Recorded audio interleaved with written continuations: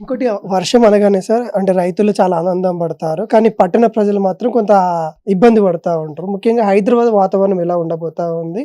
హైదరాబాద్‌లో ఏమన్నా వర్షాలు కురిసే అవకాశాలున్నాయా? ఇప్పుడైతే చల్లని వాతావరణం కనపడుతుంది. ఎలా ఉంది హైదరాబాద్ ప్రత్యేకంగా?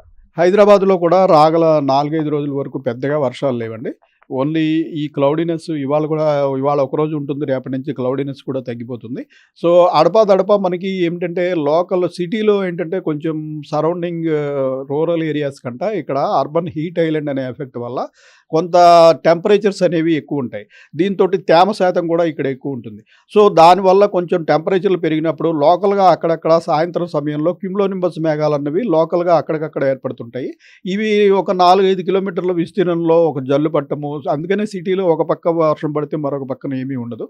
అలా కాకుండా మాన్సూన్ ద్వారా మనం ఏదైనా అల్పపీడనం కానీ, పెద్ద సినాప్టిక్ సిస్టమ్ లో ప్రెషర్ కానీ ఉన్నప్పుడైతే సిటీ వ్యాప్తంగా క్లౌడీనెస్ ఉండి అన్ని చోట్ల వర్షం పడుతుంది. అయితే అటువంటి పరిస్థితి లేక కొంత తేమ ఎక్కువగా ఉండి టెంపరేచర్‌లు ఎక్కువ ఉన్నప్పుడు అక్కడక్కడ లోకల్‌గా ఒక గంట, అరగంటలో ఇటువంటి క్యుములోనింబస్ మేఘాలు ఏర్పడి ఒక అరగంట సేపు వర్షం పడటము, మళ్ళీ అన్నీ క్లియర్ అయిపోవడము. ఇటువంటి పరిస్థితే రాగల 4, 5 రోజుల వరకు కొనసాగే అవకాశం ఉంది.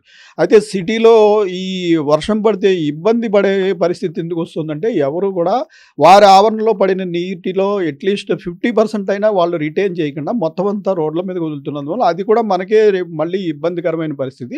అట్లా కాకుండా అట్‌లీస్ట్ 50-60% ఆఫ్ వాటర్ ఎవరి ఆవరణలో పడింది వాళ్ళు సోక్ అయ్యేలాగా వారి ఆవరణలో ఒక ఏర్పాటు చేసుకున్నట్టయితే భూగర్భ జలాలు పెరుగుతాయి. నీటి కొరత వచ్చినప్పుడు దాన్ని వాడుకోవడానికి కూడా అవకాశం ఉంటుంది.